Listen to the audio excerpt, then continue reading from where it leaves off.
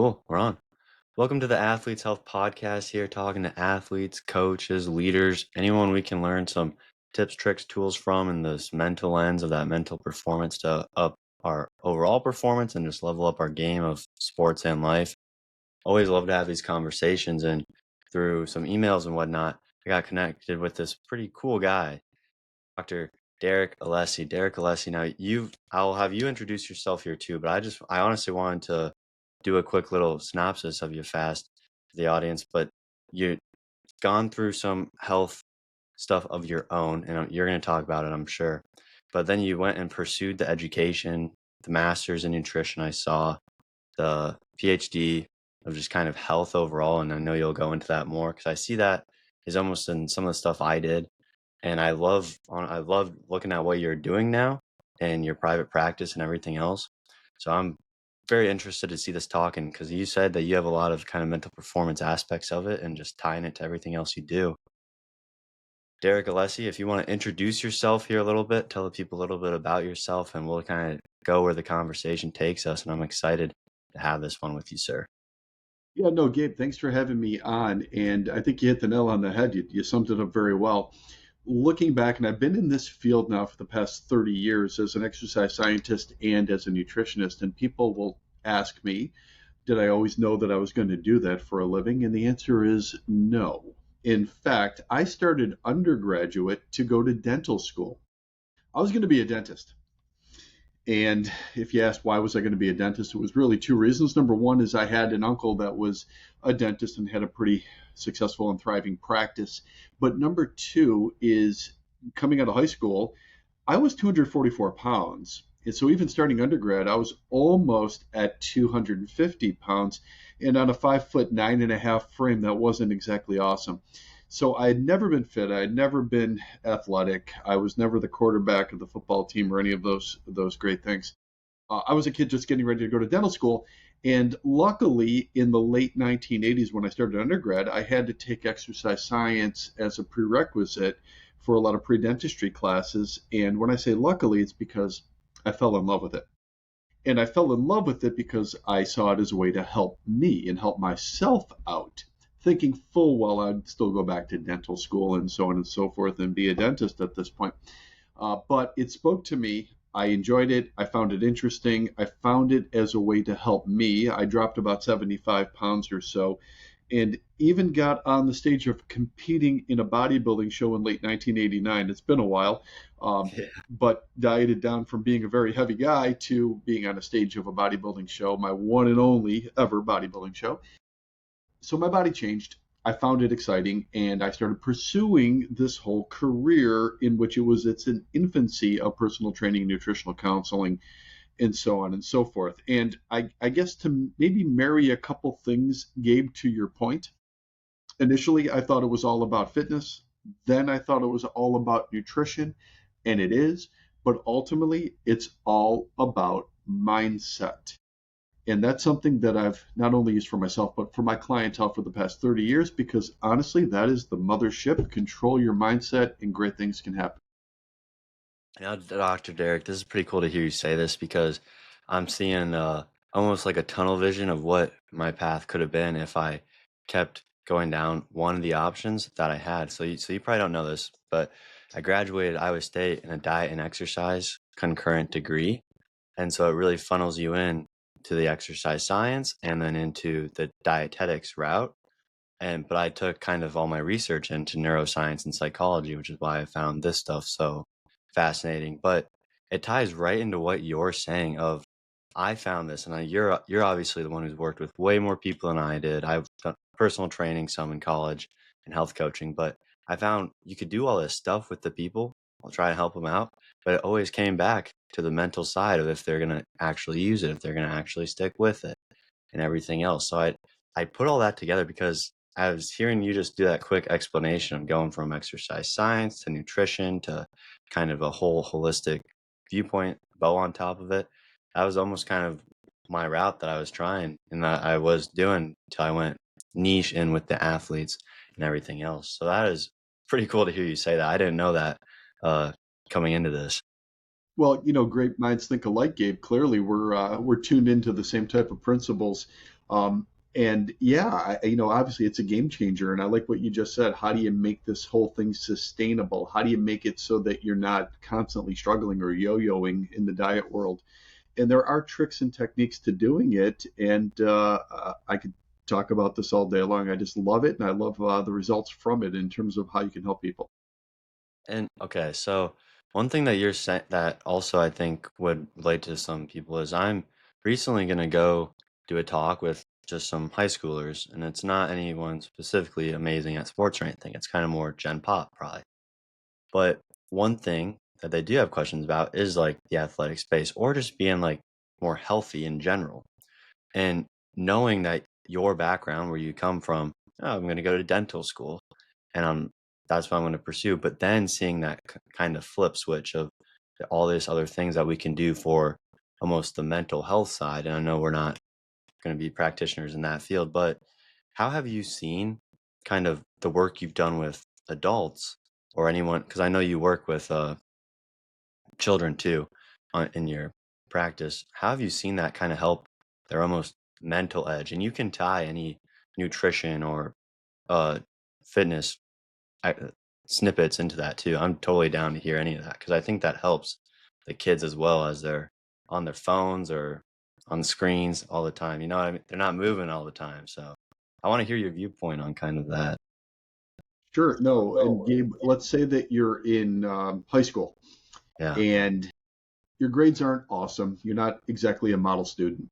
So you think, I have an exam coming up or I have a finals coming up, and I really want to do well because I haven't been doing well all year. So I'll get the cliff notes, I'll get the study notes, and I'll cram for it.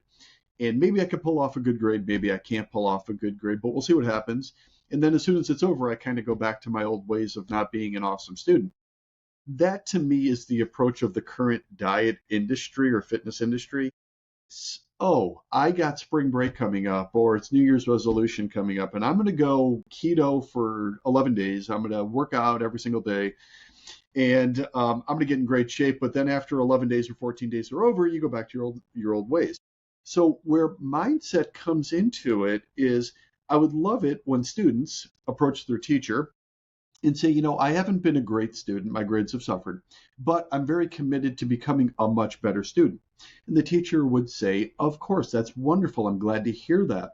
So we have to start doing what good students would do. For instance, you're going to make every class. You're going to sit in the front. You're going to take good notes. You're going to ask questions. You're going to listen, learn, and participate. Then you're going to go home and you're going to study your notes. You're going to do your reading. You're going to complete your assignments so that when the examinations come along, your grades are going to be improving constantly. It's the same mindset in fitness. It's identical in every way to education. So if we start modeling it, saying, I'm not an unhealthy person trying a diet, I'm not an unhealthy person trying a fitness program, I am a healthy and fit person, and I'm going to do what those people do. I'm going to go to the gym. I'm going to train. I'm going to eat well. I'm going to prioritize sleep. I'm going to take in a lot of water. My nutrition's going to be down. All of those things can start coming in order just like students in school. And if you do that, and really my message to my clients is, I want tomorrow to be even easier for you than today. And by doing the right things today, tomorrow will become more repeatable. It'll be easier because you have already done it. Then you're just going to repeat your behaviors. Do that, you're setting yourself up for success for the long run and the rest of your life. Wow, okay. And within what you just said, one of the things that stood out the most to me there, that seems the most applicable for your people you work with too, is the labeling aspect of it. They're coming in or with a perceived label of they are this or they are that, and that is one of the biggest detrimental things that can hurt them. Is what I'm hearing from you. Yeah, absolutely. So everybody starts with a goal. My initial goal is, I got to do well on this midterm or final. That's my goal. My initial goal is, I want to lose 20 pounds of fat. My initial goal is, I want to get my strength up 30%. So we all start with these goals, these one-off things. And that's the first level. But we can get to the second level, which a lot of people don't even know it's there, if we start labeling and thinking ourselves differently. We have so many good role models to choose from. I want to think of what a health and fitness person would always do. I want to think about what an athlete would always do. How would Michael Jordan think about this? How would Tiger Woods think about this? How would, and you could pick any person that you could think of for your sport or your discipline or for exercise in terms of what you're trying to replicate. They don't think of short term goals, they think of their identity. So they're identifying themselves as a person, and it makes the behavior easier and repeatable. I'm a good student. I do what good students do. It's that type of mentality. And if you do it, it's sustainable. Okay, and so the short-term goals are it seems like those are the ones that might like get someone, as I know this, motivated for a little bit, but then if anything comes up or anything happens, they're usually driven off their path pretty quickly, where they're gonna go back to the old ways, go back to an excuse or whatever the case is. And so you kind of coach the people you work with through those short-term goals. Is something that you do, or like you help them see longer things to help them out? Yeah, no, absolutely. In fact, it's two parts. Number one is a lot of people aren't even aware of how they're talking to themselves. They're still seeing themselves as the old person that's unhealthy, unfit, unathletic, not strong, however they're labeling themselves. They're not even aware that another level exists. So you have to first make them aware of it. And then, secondly, it does take some conditioning and coaching to start getting better at it, the same as school. And the longer you do it, the better you get at it. You can start identifying yourself as that person. So, yes, the mindset plays a tremendous role. Now, most people don't do it long enough to get good at it. So it sounds funny, but in fitness, we know that the longer you're lifting weights and working out and exercising and training, the better you get. We know that. We know in nutrition the same type of thing. You get better at controlling your nutrition the longer you do it because it's a skill.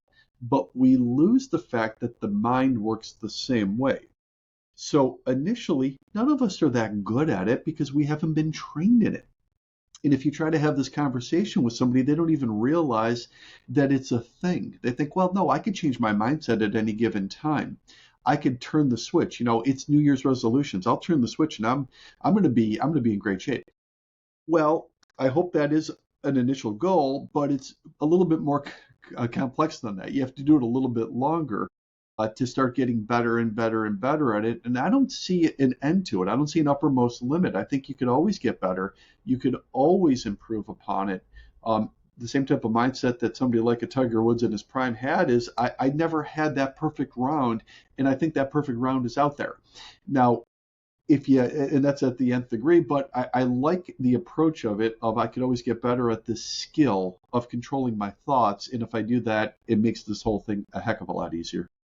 All right, you're saying some pretty cool stuff because it's making me think about what I'm doing in my services almost, and teaching it or looking at just the mindset, the mental game as skills, breaks it down so it is more applicable to do, to apply to whatever the discipline is, like you said. And the other thing that I really liked that you were saying, relating to the goals or relating to the always getting better, is in training it, is something that I say. I call it a mental gym, basically, my services. And it's just like a gym that you do for all the physical stuff. You have to do it for the mental side of the game to put it all together. And as you've been talking, Dr. Derek, it's making me wonder more of your background and how have you gotten to where you're going. And so with your education in your past, I'm really curious as to what made you want to go do the nutrition route, the master's in nutrition, because I know there is always like through my program, it was somewhat funneled to like, oh, you should do dietetics. Like that's what you should do. But then you also went and got your PhD. And I had that in my notes somewhere of what exactly it was. It was a type of health. I know that. But I was just kind of curious about, I'm sure that's kind of what I call a mountain goal. Like how we were saying, instead of short term goals, you got that big, big goal that you're working for. And then your probably practice was one too. So you don't derive off of it. But if you could kind of walk me through kind of that philosophy, your thoughts of why you were going to do that and what it was shaping you into doing. I'd love to hear this. Yeah, so the evolution of it, especially as you start aging, changes. When I was in my early 20s, I was blessed that I knew all the answers. Yeah. I at least I thought I did at the time, right? So from looking at going to dental school to getting an exercise science, it's easy when you're in your early 20s to say, well, I only have to train. I can work out. I could learn more about exercise science. I could learn more about training techniques. I could learn more about physical therapy or rehabilitation training. Yes, that is true. And the benefits are pronounced, but keep in mind, when you're in your early 20s, it's pretty easy to start building some muscle. In fact, it'll never be easier in your life than when you're between like 17 and 24 as a guy. So you're building muscle. Your nutrition could only be mediocre. It can be mid at best, and you're still going to have great gains and be really lean. And you keep thinking, well, I could find even a better training program. And what are the Russians doing in 1989? And how are they training in their strongman competitions and Olympic lifts and so on and so forth? And you start reading some of those books and trying to absorb everything that Arnold Schwarzenegger ever read or wrote about, and trying to learn all of those things. But then you start getting to an age in which all of a sudden you can't pull it off with just the workout alone. And when I finally that dawned on me, because just like you, I had some clients that were considerably older than me at the time, and I thought, well, maybe they're just not training hard enough. And then you start looking at nutrition and you start appreciating how big of a role that plays into the whole thing. At first, you think they're interchangeable, but they're really not. The training, you have one specific set of benefits. You can get stronger, you can build more endurance, you could have more joint stabilization, better coordination, proprioception, all of these wonderful benefits. And yes, there is a metabolic burn to it. When it comes to nutrition, totally different set of parameters. You're looking for better nutritional uptake. You're looking for less body fat, less insulin surging inside your body, less cellular inflammation. You're looking to satiate longer, less cravings, controlling all of those different factors. So nutrition will control your body fat better than training will. Training will control your strength and your stabilization and your proprioception a lot more than nutrition will, but they work wonderful together.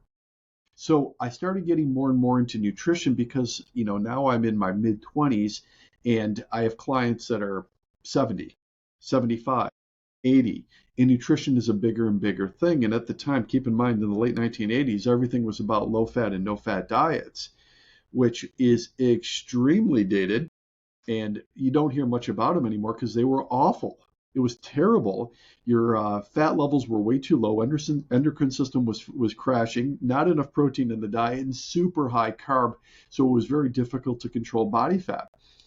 Um, so looking more at nutrition, it started playing a bigger and bigger role. So I had started incorporating the two together to get better results.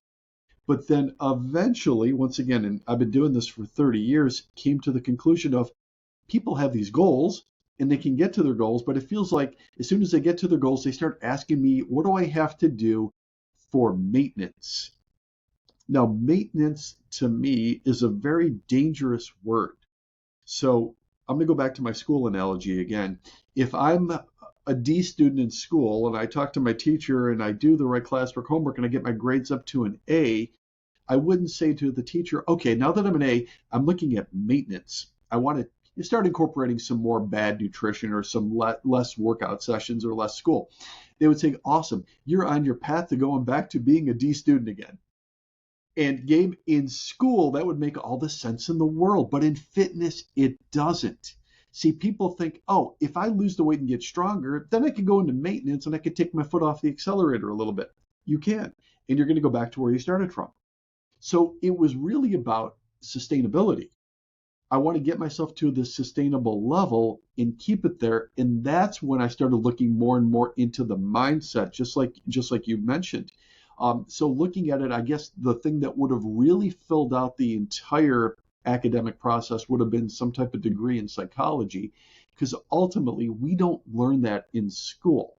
Yes, we learn spelling. Yes, we can memorize history. Yes, we do these things with mathematics. I don't use that much calculus nowadays, though. The computer seems to do most of that work, but I don't know how to control my mind. And that's super critical and super important because I'm going to have this body the rest of my life, and I want to make sure that I'm using it properly. And then where does your PhD fall in line with this? Because I'm always just, you know, interested to hear about those because it's I know through the PhD students that I was with while I was in academia, like it's a battle. It's a lot to do. And so I just wanted to hear about that a little bit now too. And some of the other points that you mentioned, I might be swinging back to them. We might be someone back swinging back because it's some good points that I don't really hear too often from many other people, and I'm very glad to get this going with you, Dr. Derek. No, and thank you. As an evolution, I kind of try to consolidate 30 years into just kind of like one breath there of facts all at the same time. The PhD, though, was before the master's degree in nutrition. So going from exercise science, once again, it's a prerequisite for dental school. I just got deeper and deeper into exercise science. Health and Human Services was ultimately what I got my PhD in. And the reason why, of course, is I was so fascinated with protein synthesis and trying to build muscle tissue. It was something that I couldn't stop thinking of. How can I get stronger? How can I build more muscle tissue? I was heavily influenced by a lot of the bodybuilders of the 1980s and early 1990s. I couldn't help but look at people like Franco Columbu, Frank Zane, of course, Arnold Schwarzenegger, and be fascinated by that whole thing. So that's where it started from. That was first. That was before the nutrition. The nutrition, though, I went back to school for after I got the PhD because I wanted to incorporate that into it as well. If you were to ask me which one I think is more important, I don't know if I can answer it. I really couldn't. I think as you get older, I'm not going to say that the protein synthesis and the fitness and the exercise science aren't important. They clearly are. The reason why we see so many problems as people age is a simple mathematical formula, and that is we don't have enough strength to move our mass. So as soon as my mass goes up, my weight goes up, my fat goes up, my non-functional weight goes up. If I don't have enough strength to move it, I'm going to have problems moving. I'm going to have ambulatory problems. I'm going to have joint problems. I'm going to have shoulder problems, hip problems, knee problems, back problems, neck problems. I can't get out of the car. I can't get off the floor. I can't go up and down stairs. So I do have an extremely strong place in my heart for all of that from the exercise standpoint. However, nutritionally, we need to get a better control of what we're putting in our mouth. And we don't for many different reasons. And not to get too deep into this, because I don't know if it's exactly the question you asked me, but Go when ahead. it comes to nutrition, though, super critical because what you're eating is directly impacting you every step of the way in so many ways. So, really quick, Gabe, people will ask me all the time, how should I be eating? Or what do you think I should eat? Simple question. Now, even after learning about nutrition, then the next question becomes is, okay, how do we take that on the road and do it during different circumstances?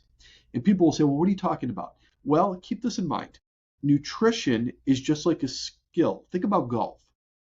If you were a golf instructor and I was looking to start playing the game, I may, if I was smart, try to hire you for lessons and you'd be a good golf instructor. And you would say, okay, first we're going to work on your stance and your grip, and we're going to go to the driving range and you're going to hit off a piece of AstroTurf. Great. And it's really hard to do, no doubt about it. However, that's not the same as going on a golf course because at the driving range, I'm not worried about being in the rough, being in the sand, trying to hit over the water, what my distances are. I'm not worried about the wind. I'm not worried about having the ball on a side hill lie, deep, all these different things that happen. And nutrition is the same thing. We could learn nutrition.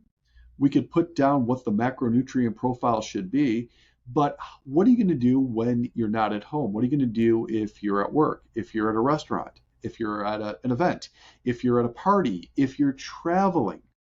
And then let's make it more complex. Let's say now you're happy, you're sad, you're depressed, you're lonely, you're frustrated. All of those will start influencing your nutrition too.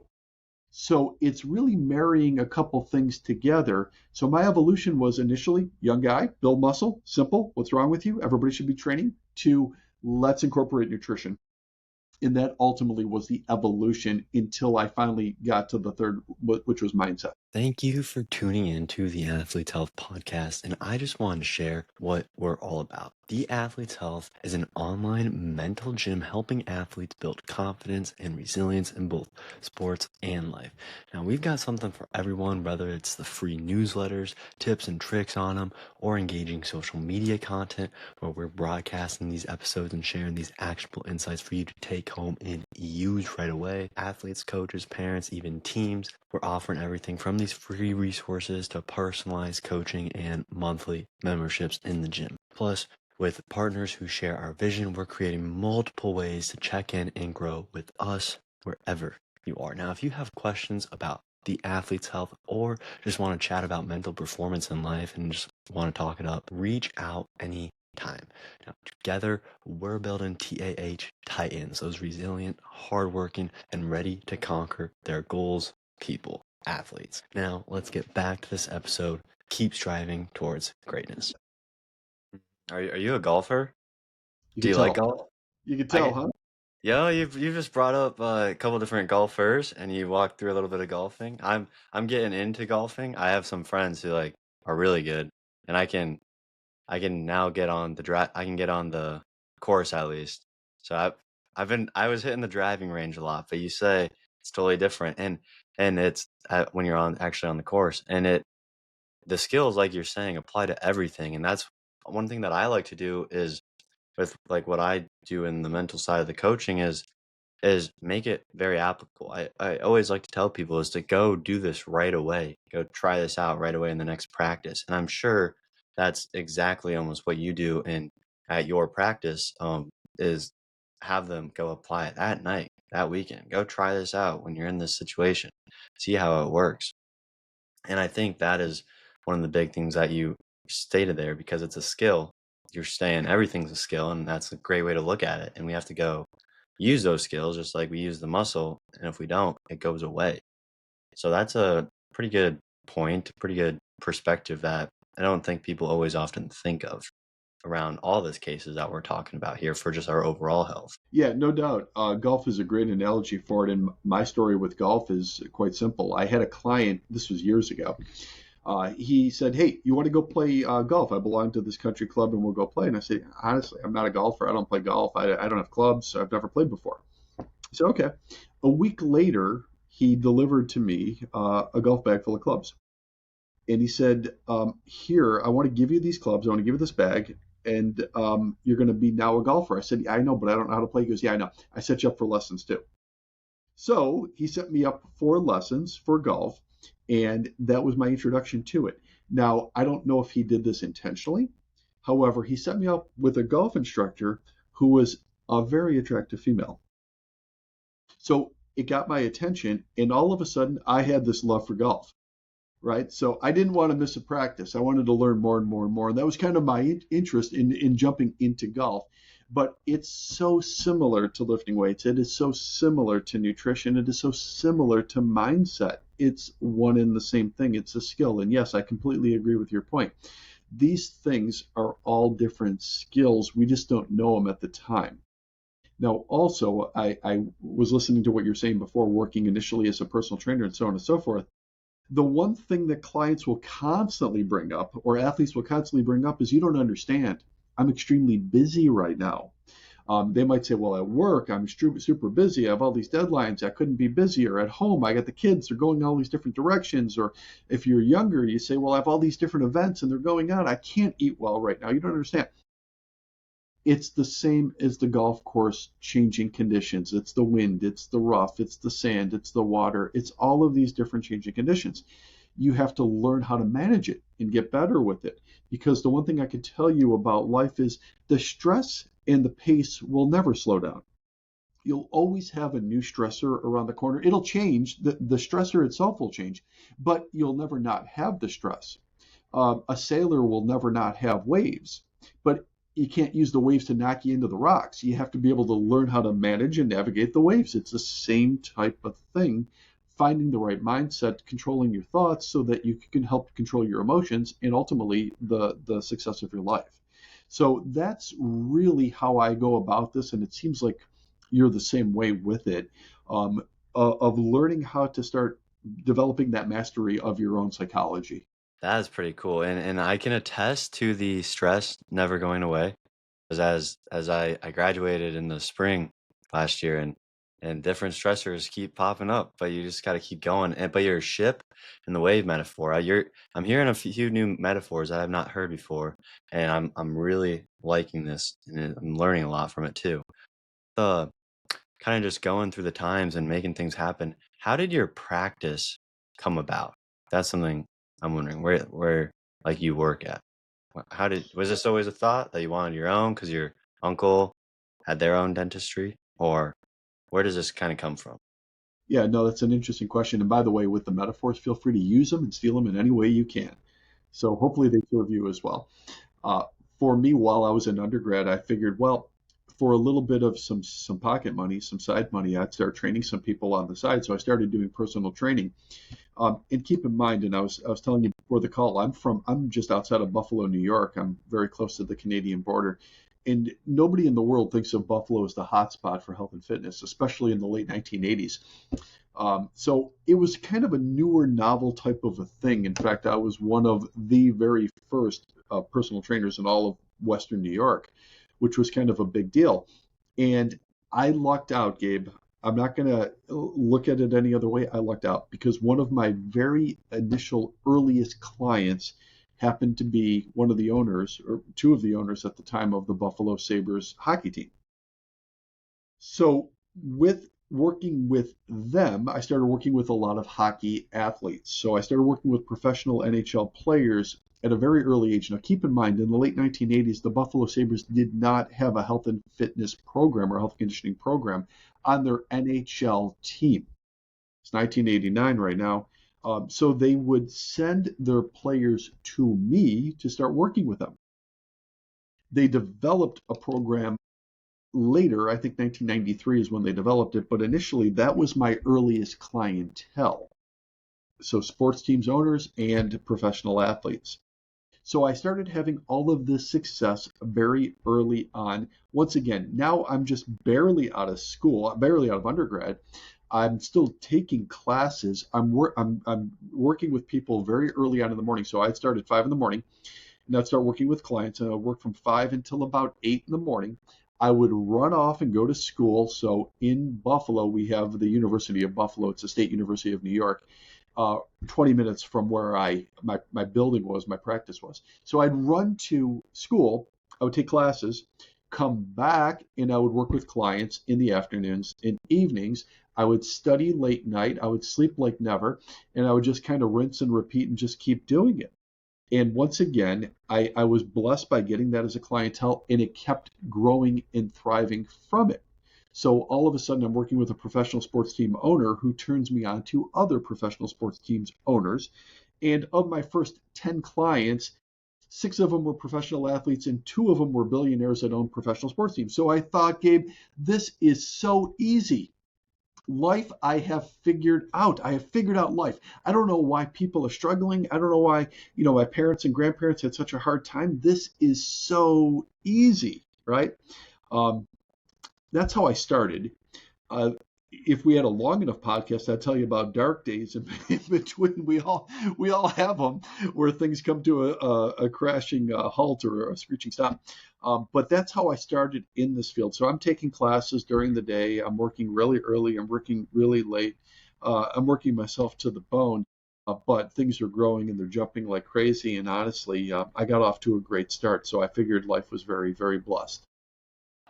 Within you saying that, what I was wondering, because like I did the personal training in college because it's a pretty good gig, honestly. You work in the morning, work at night, classes are usually during the day, and then you can still do other stuff if you want. You make the schedule.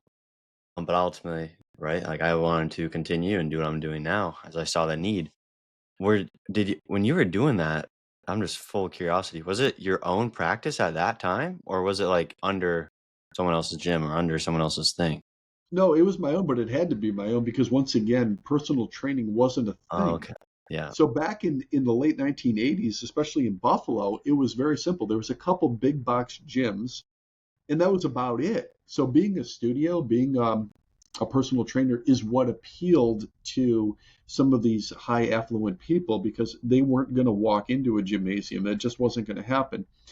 Some of them had some pretty elaborate home gyms. I've seen some home gyms that are better than many commercial gyms just because the person is so affluent, they just keep buying things and they have the space to pull it off.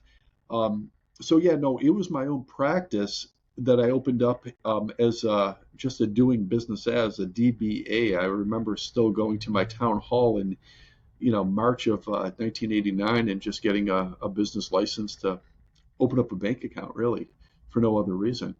So that's kind of where it started from. It was just really out of necessity, and it kind of grew from there.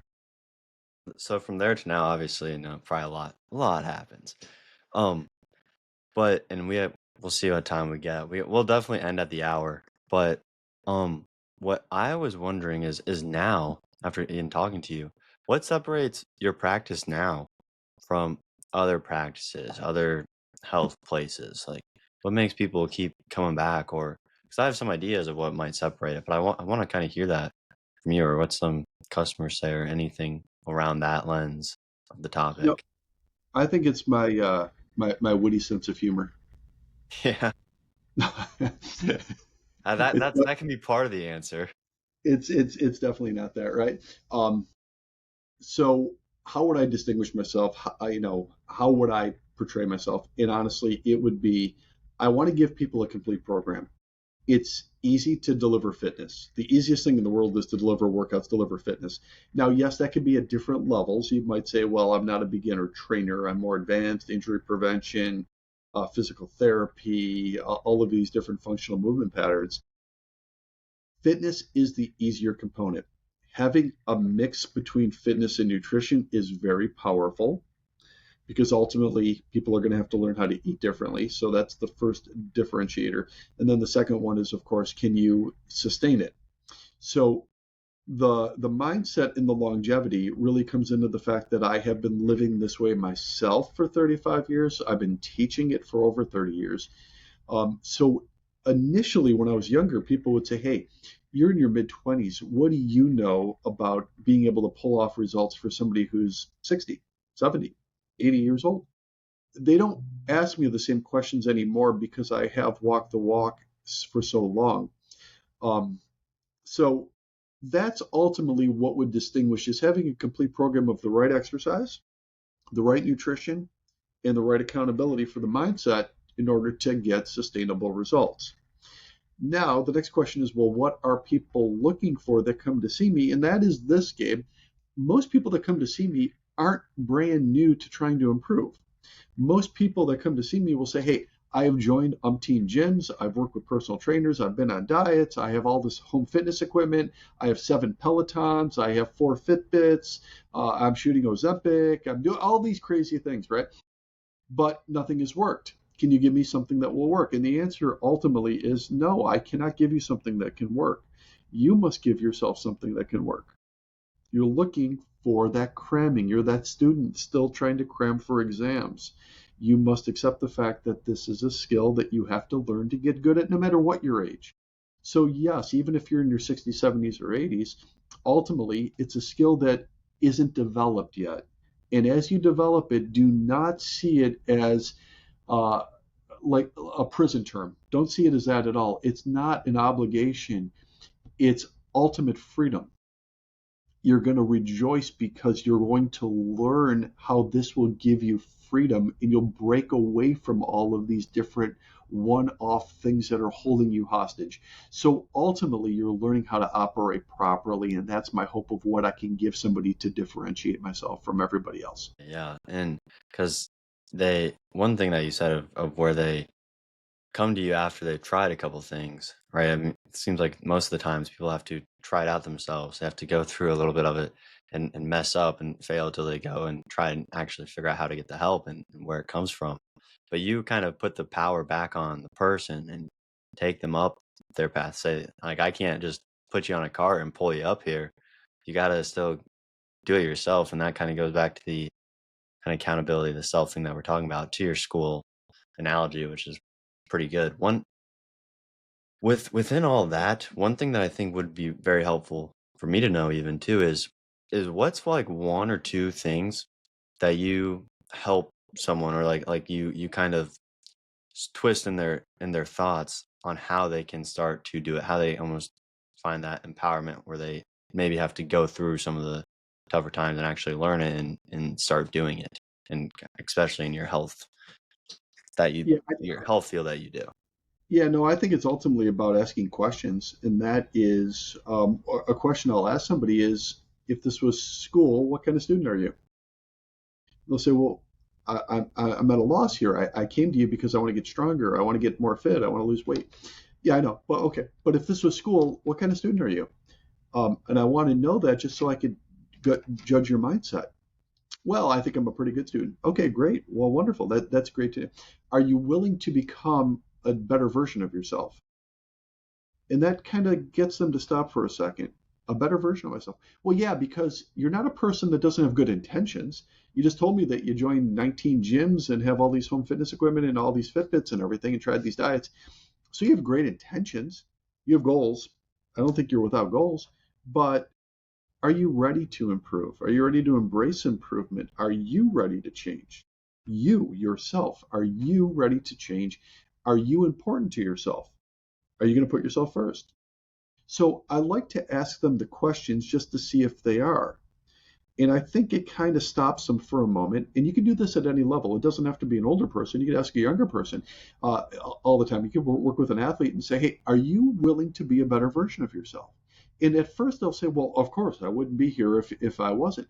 Okay, well, are you willing to change yourself so that you are a better version of yourself? Are you willing to change internally? Get them to think, get them to talk, get them to think about it for a second, because ultimately that's where they have to convince themselves. So I'm going to cut to the chase. Ultimately, I can try to motivate, I can try to be enthusiastic, I can try to inspire, but ultimately, the person must want that for themselves. As much as they can convince themselves that they need to improve, that they need to become a better version of themselves, that they're worth it, that's when they start seeing the magic or the results. So, yes, questions are the key to open it up. It's hard just to spew it out there. Most people aren't that interested in how many years I've done this or how many people I've worked with or my degrees or certifications or anything else. Ultimately, they just want to improve themselves. So I need to get them into a place in which they're thinking about that, in which they're really willing to take stock in themselves in order to improve. Questions are super powerful, and that's one thing I know for sure. Do you think that when you're asking these, so that's one of your things that you do is you get them through the questions. Do you think the questions, like they already know the answers to them and they just, do you think they've like asked that to themselves before? Do you think when they're there with you, like you're putting a new spin on or a new lineup of questions for them to kind of organize their thoughts and do it? Or what do you think separates your questions that you ask from just their day to day? Maybe they don't even know about it. I don't know. That's why I'm wondering. Yeah, no, I think most people are taken a little off guard. And the reason why I say that is because I would say out of every 10 people I sit down with, seven might break into tears. And they're not breaking into tears because I'm insulting them. They're breaking into tears because they're thinking about themselves. It's maybe the first time they've ever really thought about them at a deeper level. And when they get there, they get emotional at times. They start thinking, I'm not what I want to be. I'm not who I want to be. I could be a better version of myself. I'm important to myself. I'm worth improving. I'm worth bettering. And they start thinking about that. And I think it hits them a little emotionally at that time, thinking maybe I could improve this whole thing. Maybe I'm really getting to the core of the issue. And once they start thinking that way, once again, I'm going to say it unlocks a lot of their potential. Otherwise, we're just spewing workouts and dietary advice. But when they get to the whole, who am I really doing this for? I'm doing it for me. I can't do it for anybody other than me. I'm in control. It's not the waves of the sea. It's not how busy I am. It's not all of my exams or all of my business or all of my family obligations. It's I have all these decisions. I could control this. I could control me if I take stock in it. So really, Gabe, there's so many things we can't control in this world. I can't. We were talking about the weather. I can't control the weather. I can't control sports teams. I can't control inflation or the economy. I can't control any of these crazy things. I can't control what I put in my body, and I can't control how I think and what my fitness is or my workouts are. And I'm trying to get them to that place. And ultimately, it's where they'll grow and have freedom. It is not an obligation. It is pure freedom and justice for them as soon as they get there, and they start all of a sudden having all of these wonderful transformations. What's all right, this will tie to what your questions here, and the other thing was we were talking about the weather. Honestly, I was like actually curious because I when you first said that I was like, oh, that's so cliche of an opening conversation, but like it's storming, so that's why I was wondering. To know the questions and know just a brief bit of like what motivates us and everything else, because it seems like the questions are opening up motivators, like you said, it habits behind it, and to work towards it.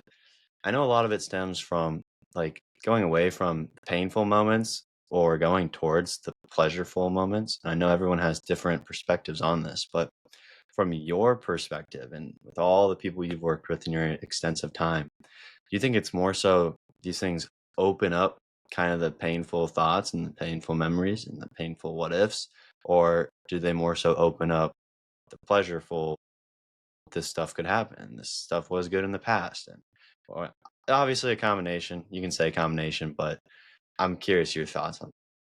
No, it's an interesting question, Gabe. In fact, I have this conversation with my clients constantly, or pain and pleasure, or the carrot and the stick approach, right? Which one works better for an internal motivation? I think it depends upon the person. What I would say is most of my clientele over the years has been more of the carrot or the pleasure person. They want to see themselves in great shape. They want to see themselves with the size or the body or the physique or the health or the fitness or the energy that they want in their mind. They want to move towards that. So most people operate better in the positive regard. Some people can work better in the stick part or the pain that you're moving away from, but in general, that person is going to be more rare. It's going to be a very committed type A success minded person that could use that stick as tremendous pressure for themselves to improve. It's a play that I don't use that often unless I really know who I'm talking to. Most people, I'll keep it more on what you're moving towards or the pleasure that you're moving towards. But yes, everybody's probably a little bit of a combination of the two, right? At times we have to use our psychology negatively. I'm going to talk about all the people in middle school that made fun of me because that's going to motivate me to wake up in the morning to do a workout. Okay, great. But what am I trying to accomplish, and how do I see myself looking in 3 months from now? I'm moving towards the pleasure too. So you're using both the carrot and the stick at the same time. I just see more people being pleasure minded or success minded than using the stick or the what you're trying to get away from type of mentality. What do you think motivates you more in all your journeys and everything? We're getting Curious. deep to the dark side of Derek right now. I can use the stick very well to my advantage. Okay, yeah. Yeah, I can. I can. Once again, being very heavy, once again being out of shape. And in the 1980s, bullying really was like a physical thing. You didn't get bullied over social media like you do nowadays. I'm not saying that's good. Bullying back in the 1970s and 80s was very physical. You just got punched around a lot. And you could look back at that and say, I didn't like that feeling. I didn't like who I was then. Now, mind you, the other people shouldn't have been doing it, but nonetheless, I didn't like who I was then. So I'm going to use that as, you know what? I am not going to quit on this whole thing. I'm going to wake up early in the morning and I'm going to train. I'm not going to give in to temptation and just eat sugar or candy because it's around. I'm going to utilize some of that momentum. So I tend to be a little bit more stick than carrot. All right. I was assuming that, and I was assuming that because the things you listed off, I've not actually ever, at least from my what I remember, heard someone list off like the characteristics as they're very success driven and the A type or whatever, and all the list goes on. But that made me think about some of the people I worked with and myself, and I'm like, that makes sense. Actually, it makes a lot of sense how you laid it out. And because at first, when I first asked the question, I thought because it's my personal bias, that it'd be a lot more of the pain. Like the pain motivates more people, and they just maybe have the picture of the pleasure because that's kind of like how I work. But you show the broader scheme of how maybe more people operate than less. So that was pretty cool to hear. Yeah, no, thanks. And I think you have to be careful with it. As I mentioned, you have to know the person you're dealing with. But if you take somebody extremely success driven, you could say, really, is that your best? Are you proud of that? Would you be proud of me promoting that you're at this level right now? Is that who you are? Is that the best you can do? If you do that to like a regular everyday person, you will ruin them. You they will go into a shell. They will hate you. They won't talk to you, and you will depress them, and good luck ever trying to motivate them to do anything positive. But if you did that to somebody at the highest levels, the most successful people in the world, they will take it on as a challenge. But keep in mind, you must know who you're speaking to when you say that. Yeah. No, you just made me think back to some of my friends, some of the people I work with, and who I have said that to, and who I can say that to, and who I would know to, yeah, I better not say that to you. Because not that they're a bad person or anything, but because that's probably not how they motivate that. They would probably somewhat crumble under that and go in the shell. Yeah, no, they'll crumble. In fact, that's probably the mindset of like if you think about like a football coach of the 1960s, 70s, or 80s, and why so many kids like wind up quitting the team. And they'll say, oh, the coach is a jerk and so on and so forth. But because the coach is pushing them so hard that way. But once again, I haven't found that to be the majority of the population. And the kids will say the coach was a jerk. Now, you might have your star quarterback, tailback, whatever, who will say, no, I love the coach. I think he really knew me well. I love playing for him. And everybody else is like, really? You did? He was such a jerk, right? So it does depend upon the person. I don't think you could say anything to like Michael Jordan or Tiger Woods or any of these guys, Kobe. You couldn't say anything to them that they wouldn't come back even stronger with it. In fact, if you gave them too many positive compliments, they'd get rid of you because they don't want to have just yes men in their lives. They don't want it. But that's not the mentality of the majority of the general population. So you do have to be careful with who you're speaking to. Yeah, and I just put it back to, I think, because this it's not newer for me, but I've been talking to a lot of entrepreneurs now and people who have built something, and I have a lot of mentors who are helping me too, and it seems like very majority of them just that you have to be able to take the heat and then go use it and keep going because it is pretty hard. And just hearing you say that the and I put this back to the athletes or like younger athletes who I work with where I can almost see, and obviously they can change over time, but they like you can give them that little edge. Like, is that the best you can do? Is that what you got? And they're the ones who you see them 10 years later, who not all the time, but are putting in the most work, doing all their research, doing what they can to be the best. They're the most driven. So there's something about that I haven't really thought about in quite a while, Dr. Derek. That's pretty cool. Yeah, no, the psychology of the whole thing is really fascinating. It's really where it all jumps into, and if you could utilize it to help you, you're going to be further along, and you're going to move towards your goals, whether you're coaching somebody or you're just utilizing it for yourself. So I think it's all very, very positive. This is so I'll probably have like two more things for you. I'll have at the end of after this question, I always kind of conclude with oh, this close is with like your final takeaway, whatever you got, message, and how can people find you. But this is honestly something else I'm wondering as we're like talking about the drivenness and whatnot. And I bet there's two answers to this once again. But now I know you have your almost food company, and this is my thought behind this, and I want to hear what you think. Is you almost stack businesses on top of each other to help people out if they need it, and this is probably just a source that you trust. And like you probably don't recommend it to everyone, but you're like, if this is something that you need, this is the source I fully trust. Because I saw on the website too how it is supposed to be all like from the best sources and whatnot. But I'm curious to hear your perspective on that and your philosophy behind the supplement or holistic foods that you have going on too. Yeah, so Strength Genesis, which is my food/supplement company, and the majority of our products are foods, is designed to be two purposes. Number one, of course, is being the highest quality ingredients I can possibly get my hands on. So when you look at the protein powders that we carry, they're New Zealand grass-fed protein. Why New Zealand? Well, it's the highest standards in the world for something to be grass-fed. So a lot of people aren't aware of the fact that for something to be called grass-fed in New Zealand, it's got to be grass-fed 100% of the time, whereas in Canada, 20% of the time. In the US, 4% of the time. So grass-fed means different things. And you might say, well, why do I want grass-fed? And the answer is you have a better source of protein that's more bioavailable. It gets more into your muscle tissue. A fancy word is called protein absorbability or assimilation rate. It's going to be higher in biotin, B vitamins, iron, all of these wonderful things that our body needs. It's more of the original primitive source that our ancestors had.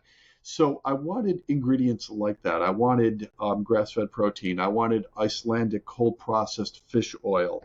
I wanted Australian cold processed macadamia nut oil for cooking. High heat, stable, very high in omega-3 fats.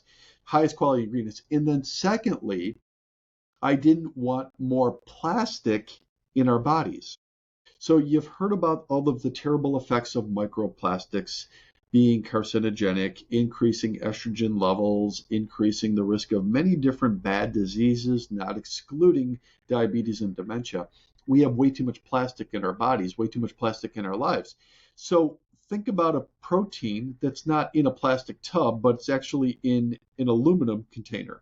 It looks more like you're buying like a bucket of paint than you're buying a protein tub. So everything that I package is in sustainable material. It's in aluminum, it's in glass. It's to make sure that it's not leaching into your body. And lastly, there is a responsibility to the environment too. There's environmental impacts of this whole thing. We know more plastic is not better for the environment either. In the very least, you have to clean it back up. In the very most, you can't clean it back up. So our whole premise was, how do we create these ethos of this company that has the highest quality ingredients that's better for the body and better for the planet?